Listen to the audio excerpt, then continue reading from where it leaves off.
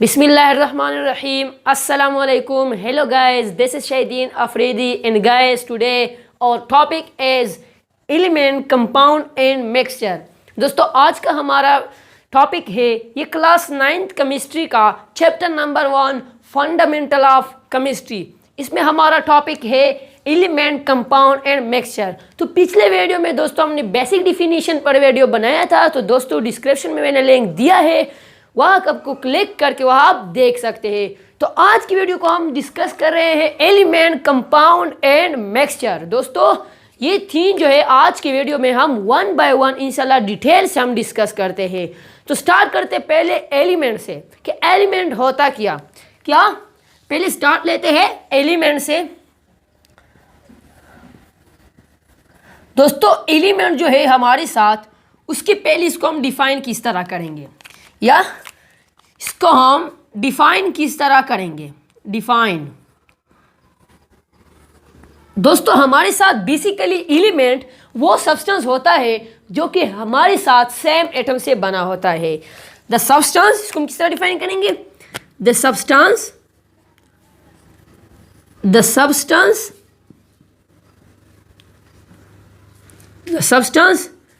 Can made of same atom and cannot decompose। दोस्तों हमारे साथ बेसिकली जो एलिमेंट है वो हमारे साथ वो सब्सटेंस जो कि सेम एटम से बना होता है उसको हम कहते हैं element. Element is a substance can made of same atom, ये हमेशा सेम एटम से बना होता है, सेम टाइप ऑफ एटम से बना होता है।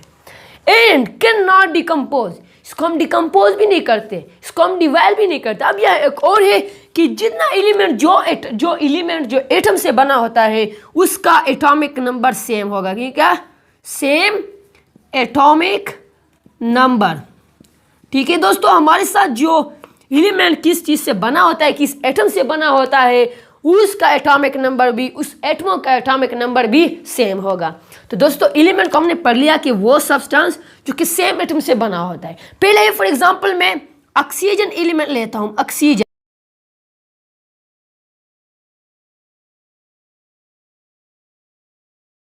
तो हमारे साथ जो ऑक्सीजन एटम है ये सेम एटम से बना होता है, क्योंकि जब टू ऑक्सीजन एटम कंबाइन हो जाए आपस में तो ये क्या बनाता है, ऑक्सीजन एलिमेंट बनाता है। तो ठीक है, ऑक्सीजन हमारे साथ एलिमेंट है क्योंकि सेम एटम से बना है। वन ऑक्सीजन एटम और दूसरा वन ऑक्सीजन जो कंबाइन हो जाए तो वो ऑक्सीजन एलिमेंट बनाता है। अब अगर हम एटॉमिक नंबर की बात करें कि एटॉमिक नंबर किस तरह सेम होता है, तो पहला ऑक्सीजन एटम क्या है, इसका एटॉमिक नंबर, ऑक्सीजन का एटॉमिक नंबर जो है ये 8 है।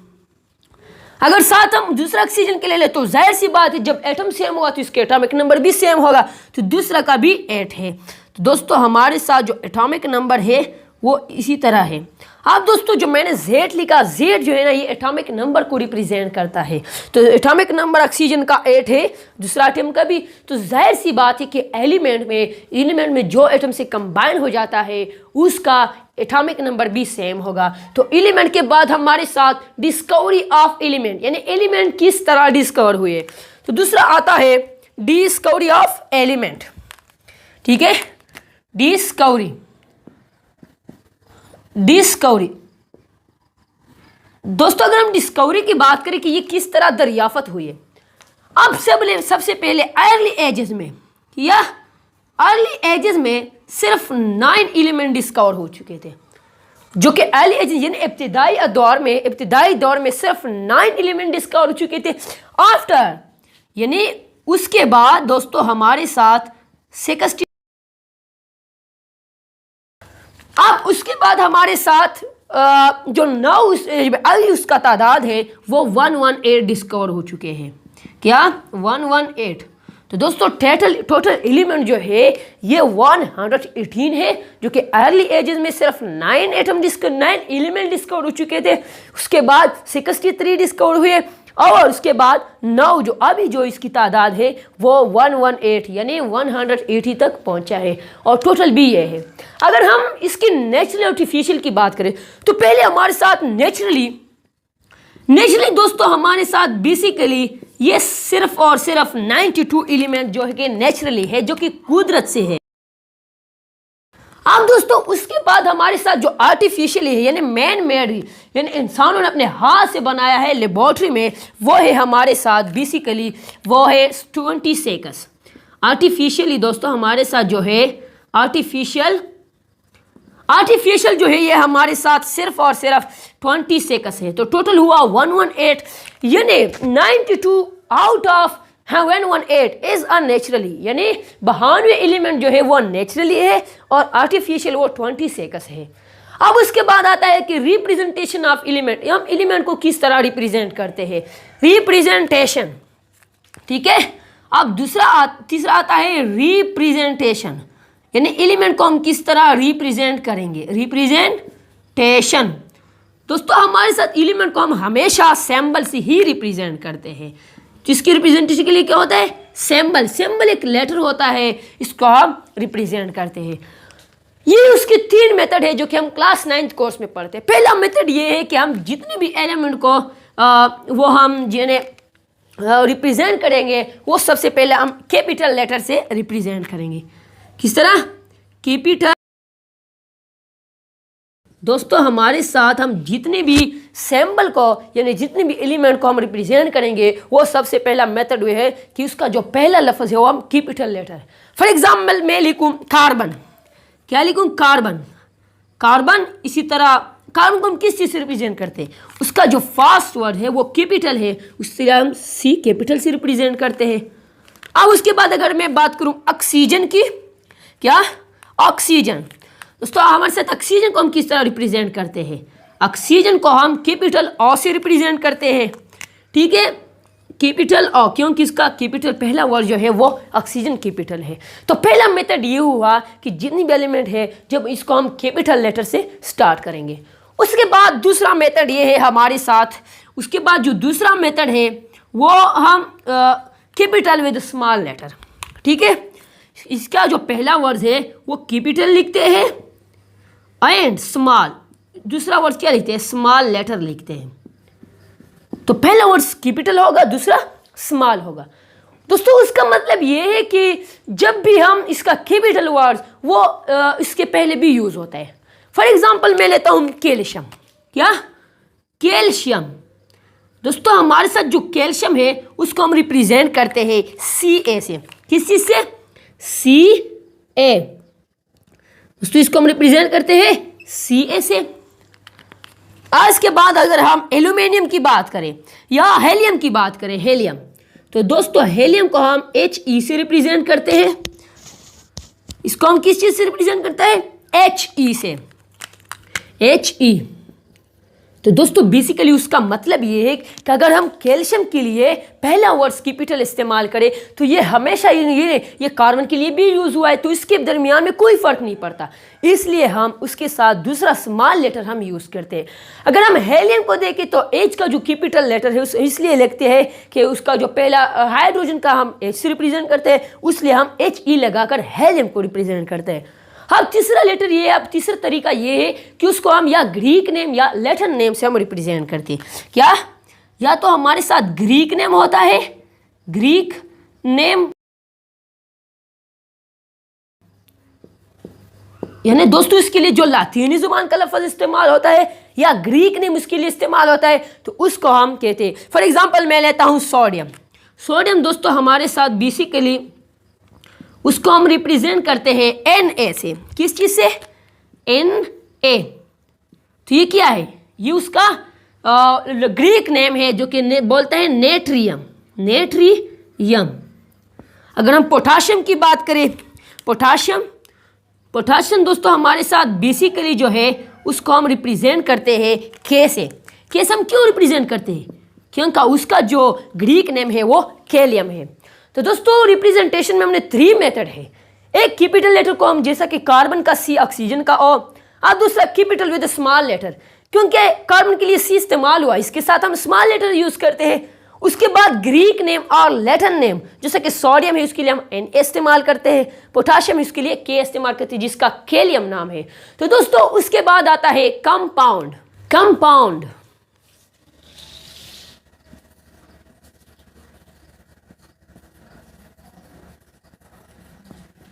दोस्तों हमारे साथ जो कंपाउंड है ये हमारे साथ पहले हमने एलिमेंट के बारे में पढ़ा, दूसरा है कंपाउंड। दोस्तों कंपाउंड जो है हमारे साथ basically when two or more than two atom combine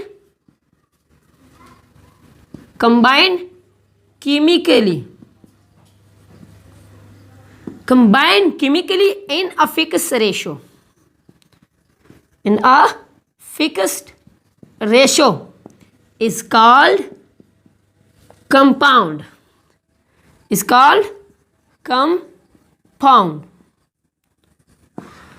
दोस्तों हमारे साथ compound when two or more than two atom, जब दो या दो से ज्यादा atom combine chemically in a fix ratio, जबकि वो केमिकली कंबाइन हो जाए एक खास रेशो में, एक फिक्स रेशो में, उसको हम कहते हैं कंपाउंड।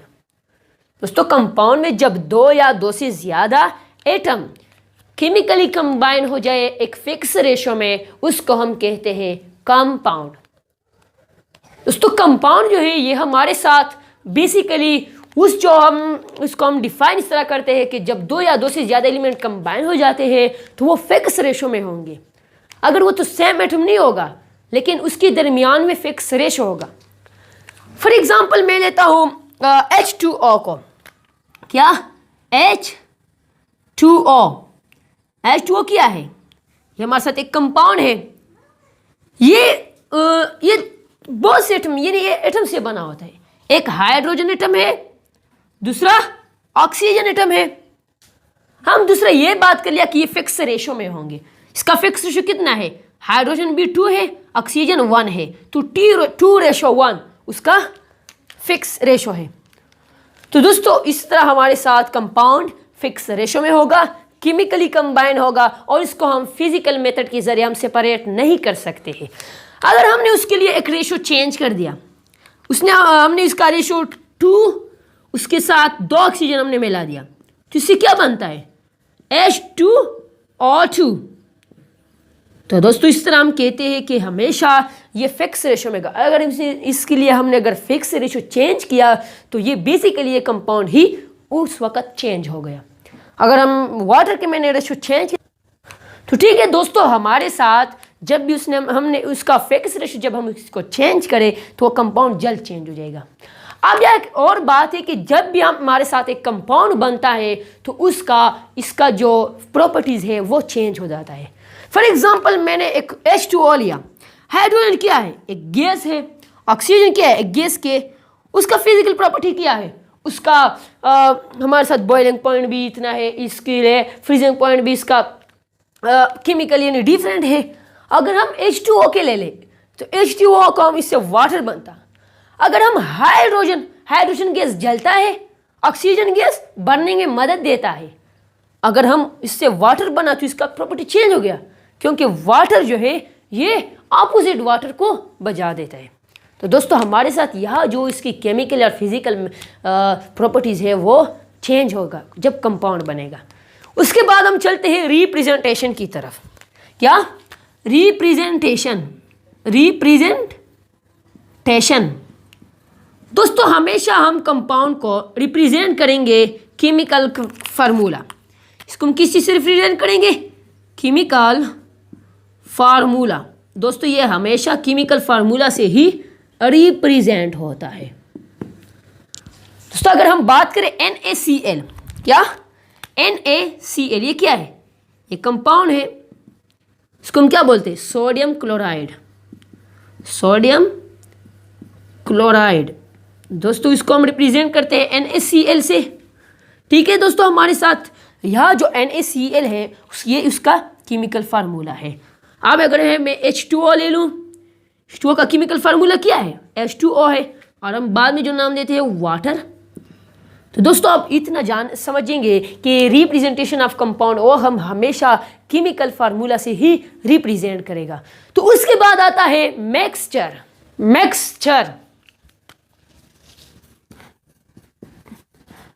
मिक्सचर दोस्तों हमारे साथ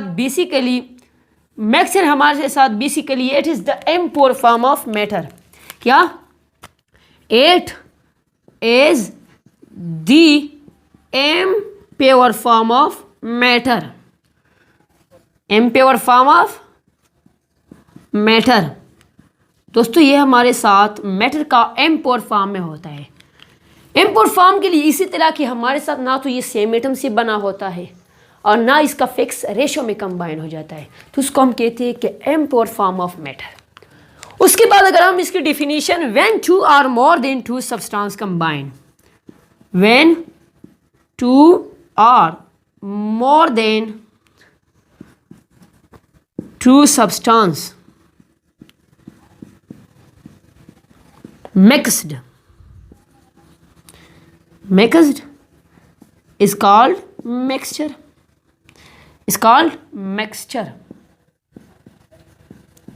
दोस्तों हमारे साथ जब दो या दो से ज्यादा सब्सटेंस मिक्स हो जाए, ना तो केमिकली और ना इसका फिक्स रेशो हो, उसको हम कहते हैं मिक्सचर। फॉर एग्जांपल हमारे साथ वाटर है। वाटर, अगर हमने वाटर के दरमियान प्लस साल्ट, तो ये क्या बनाता है? ये वाटर प्लस साल्ट, ये हमारे साथ क्या है? ये एक मिक्सचर है। जब साल्ट कंबाइन हो जाए तो ये मिक्स होता है, उसका केमिकली कम्बिनेशन नहीं होता है, सिर्फ उसमें हल होता है, उससे एक सोल्यूशन बनाता है, उसको हम कहते हैं मिक्सचर। अब मिक्सचर की टाइप की तरफ चलते हैं। अब मिक्स की टाइप, हमारे साथ मिक्स की दो टाइप है। एक है होमोजीनियस मिक्सचर,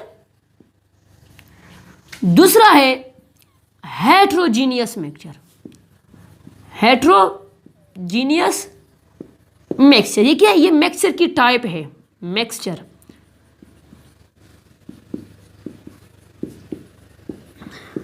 दोस्तों हमारे साथ होमोजीनियस वो मिक्सचर होता है that have uniform composition through out. क्या? which have uniform composition throughout is called homogeneous mixture। इसको हम क्या कहते हैं? homogeneous mixture।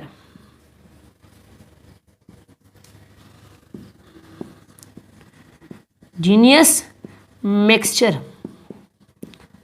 दोस्तों हमारे साथ वो मिक्सचर जिसका यूनिफॉर्म कंपोजिशन थ्रू आउट हो, उसको हम कहते हैं होमोजीनियस मिक्सचर। यानी फॉर एग्जांपल मेरे साथ एक एग्जांपल में लेता हूं, तो हमारे साथ जब हम वाटर है हमारे साथ, इस तरह उसमें हम शुगर को डालें, तो ये क्या बनाता है?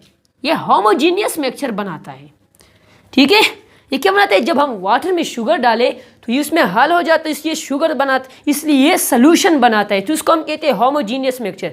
क्योंकि अगर हम शुगर उसमें डिसॉल्व करें तो यह हमें देखा नहीं जाता है, इसलिए हम कहते हैं कि होमोजीनियस मिक्सचर वो मिक्सचर होता है जिसका composition uniform composition through out हो। उसके बाद आता है हेटेरोजीनियस मिक्सचर। इसको हम इस तरह डिफाइन करेंगे कि which have not uniform composition through out. Uniform composition through out